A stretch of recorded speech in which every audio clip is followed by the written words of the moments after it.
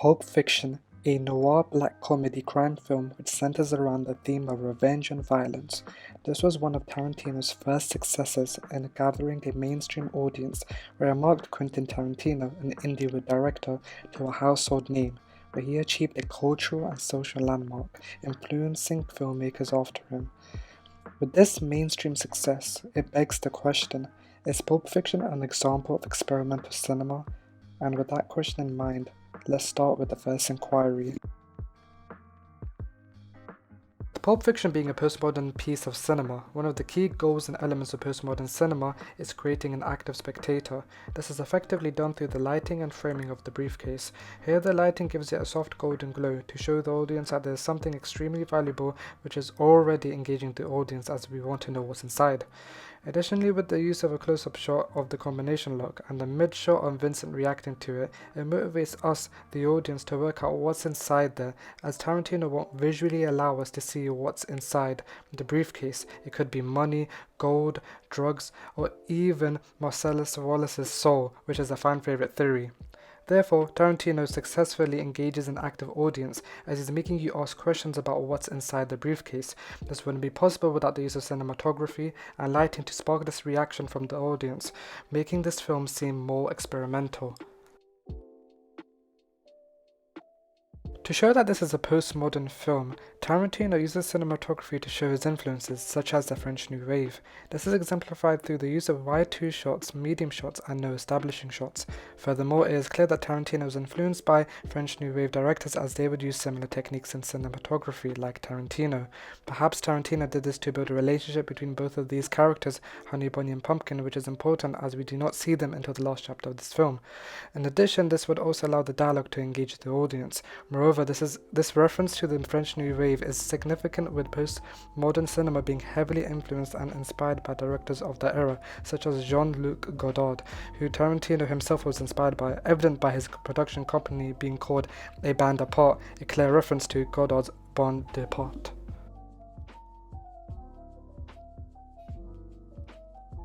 One example of the experimental nature of editing is seen through when Vincent and his drug dealer friend attempt to revive Mia from her overdose. Here Tarantino doesn't constantly cut to different cinematic shots, rather he has long takes, which is shown through the crash of Vincent's car.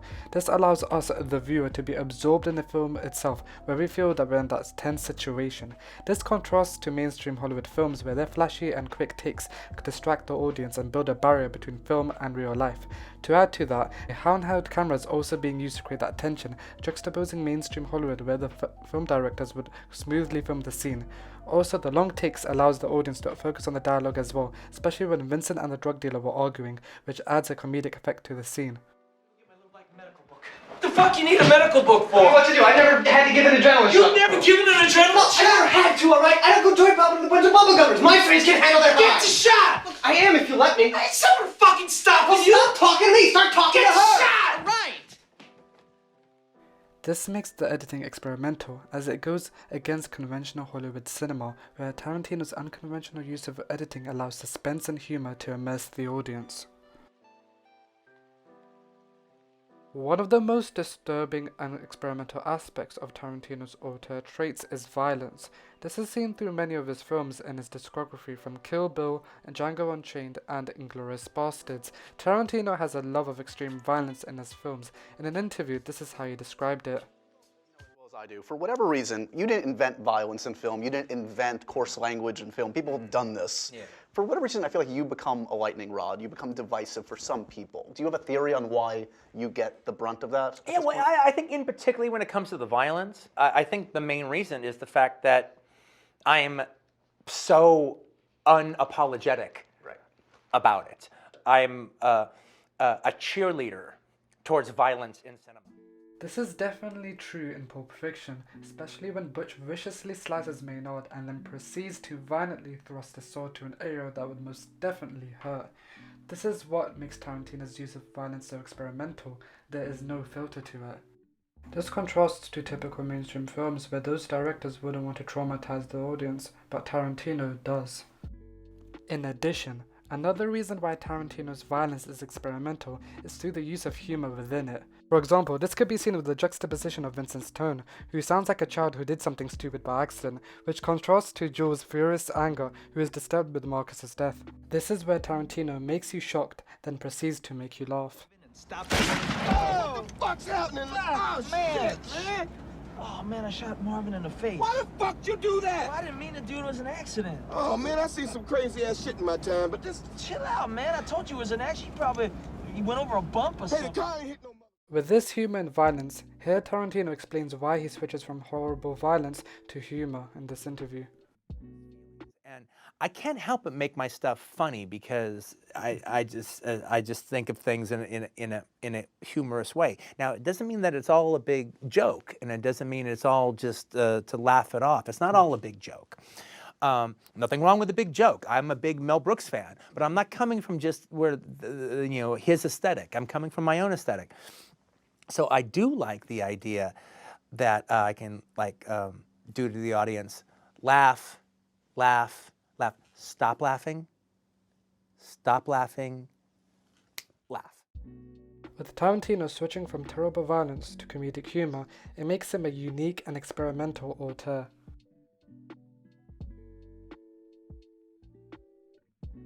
Here, the trunk shot is an uncommon use of cinematography which wouldn't typically be seen in mainstream Hollywood movies with higher budgets, where a normal low angle would do. The effect of the trunk shot with Vincent and Jules loading a gun gives off a powerful and intimidating atmosphere of these two characters, to remind the audience that they can be ruthless while also being hilarious with their discussions about pop culture. Also, with Tarantino always using a trunk shot in his movies, it reminds the audience that this is a Tarantino film where brutal violence knows no boundaries. It was a teenage wedding and the old folks wished them well. You could see that Pierre did truly love the mademoiselle. Another auteur trait of Tarantino is intertextual references to older films and cinema. This is definitely seen with its dancing, where Tarantino references the movie 8½ by Federico Fellini, where Vincent and Mia dance exactly like the two characters in 8½. This reinforces the experimental aspect of Pulp Fiction, where a key element of postmodern cinema is intertextuality, which Tarantino does throughout the film. Even the diner, Jack Rabbit Slim's, pays homage to famous old Hollywood movies such as The Second Year Itch by Billy Wilder, where the delicious brie scene is replicated. Another example of intertextuality is when Butch cycles through 4 weapons to find the best way to kill Maynard and Zed. All these weapons reference a different film that indulge in great violence. For instance, the hammer could be a reference to the Toolbox Murders, where the serial killer kills a woman with a hammer. The baseball bat could be a reference to Untouchable's blood bat scene, where Al Capone repeatedly hits a man with a baseball bat. The chainsaw alludes to the Texas Chainsaw Massacre, and the katana possibly alludes to Seven Samurai and the Yakuza. With these violent movies referenced, it reinforces the idea to the audience that whatever Butch is going to do is going to be deadly and gruesome. Okay, the most controversial section of the video, the representation of ethnicity in Pulp Fiction. This is obviously made notable in the Bonnie situation scene, when Tarantino, who plays the character of Jimmy, repeatedly shouts the N-word. You know why you didn't see that sign? Why? Because it ain't there, because storing dead niggers ain't my fucking business, that's why. Jimmy, we're not gonna store them. Now, this is an extremely shocking way to represent African American people. Tarantino's constant use of the N-word can be interpreted as demeaning and oppressive towards African American people. Even directors like Spike Lee, a well-known auteur who speaks on racial injustice, was infuriated with Tarantino's use of the N-word. Furthermore, it could be argued that representation of black people in Pulp Fiction is not experimental, where Tarantino puts a negative and racist label on black people, especially Marcus, who is the subject to this racist abuse. On the contrary, one could argue that Tarantino doesn't necessarily represent African Americans in this particular light. For example, Jimmy fears a divorce from Bonnie, an African American woman.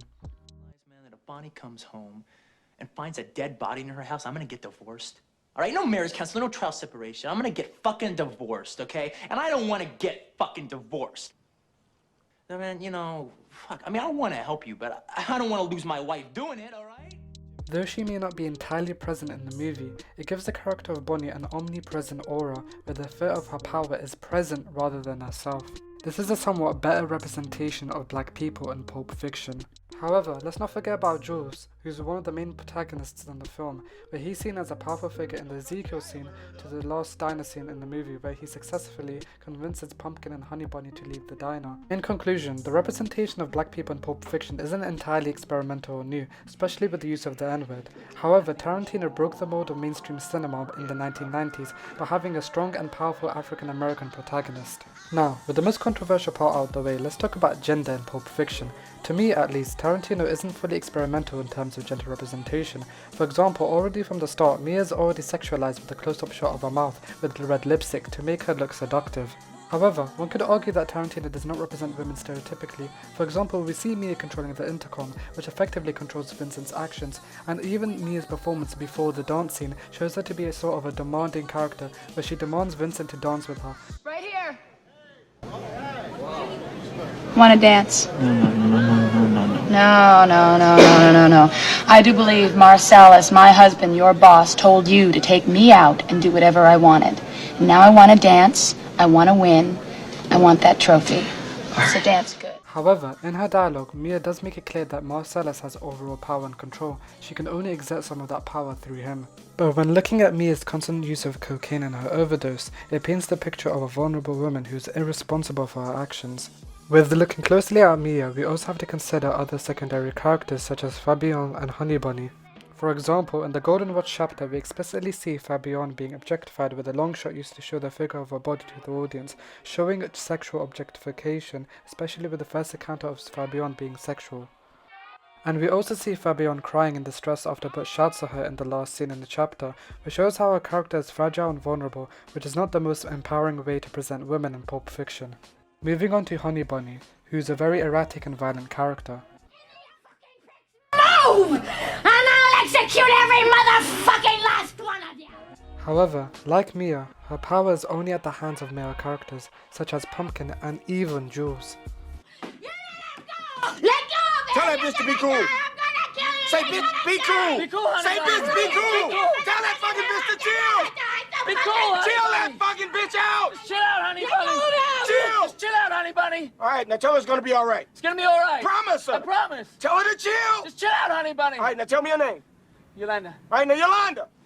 We're not gonna do anything stupid, are we? Don't you hurt him! Nobody's gonna hurt anybody. We're all gonna be like three little Fonzies here. And what's Fonzie like?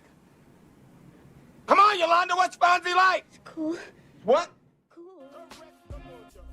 In conclusion, Tarantino isn't fully experimental when it comes to representation of the female gender, as all the female characters are either controlled by men or objectified. To understand the question, one has to look at the conventions of postmodern cinema. For instance, one of the conventions of a postmodern film is fragmentation or non-linear narratives.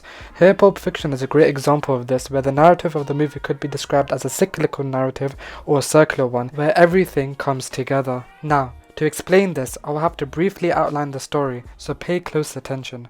In the first chapter, we are formally introduced to Mia, Vincent, and Jules. The events of this chapter consisted of Jules shooting Brett in the apartment and retrieving the briefcase, to Mia and Vincent supposedly having a platonic date. The next chapter, we are introduced to Butch, a boxer who's supposed to lose a fight due to his deal with Marcellus, but he ends up winning. The next day, he loses his watch and ends up killing Vincent, and then tries to initially kill Marcellus, but then he saves him from Zed's captivity. Soon after, he flees from the city with his girlfriend Fabian. Now, you must be wondering with the last chapter, where does the story end?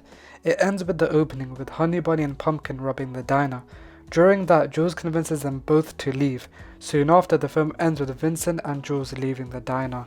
Furthermore, with the narrative explained, you could definitely say that this is what makes the film experimental, as non-linear narratives are hardly used in mainstream Hollywood movies, where it would be too complex for a passive spectator, but Tarantino takes a leap into the land of experimentalism. Another convention of postmodernism is meta-reference. A simple definition of meta-reference in the context of films is that the movie is self-aware. Tarantino clearly shows this to the audience with the definition of pulp. Not only does the film itself reference a part of the title, pulp, it also foreshadows or warns the audience of the gory violence in the film, evident from the lurid subject matter. Perhaps with this meta-reference at the start, it could immerse the audience to explore and anticipate the brutal universe of Tarantino. The definition of a pastiche is an artistic work in a style that imitates that of another work, artist, or period. This is clearly seen when Marcellus is on the crosswalk, which could allude to Alfred Hitchcock's 1960 film Psycho. Of course I'm glad to see you, my Jose. What is it there?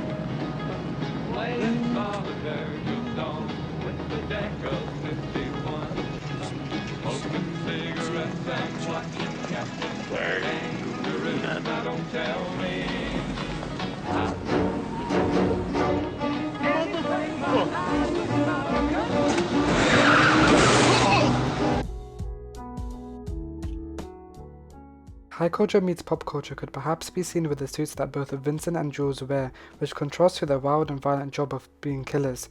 Also, this juxtaposition is also seen through the Royale with Cheese scene, where they have a casual discussion about pop culture. Here, Tarantino unites the ideas of professionalism, violence, and comedy through high culture and pop culture. Lastly, one could argue that there is a paradox with Jules exclaiming a Bible verse and then proceeding to kill Brett, but that's up to interpretation. Also a reminder that I already discussed about intertextuality, which is another convention of postmodern cinema, in the second part of the video.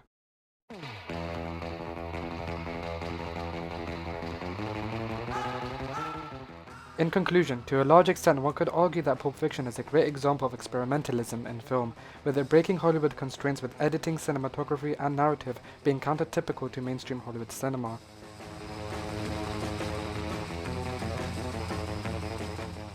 However, elements that are not fully experimental are gender and ethnicity, where the movie can be seen as misogynistic or racist. And that's it for this extremely long video. Leave a like and subscribe. Goodbye!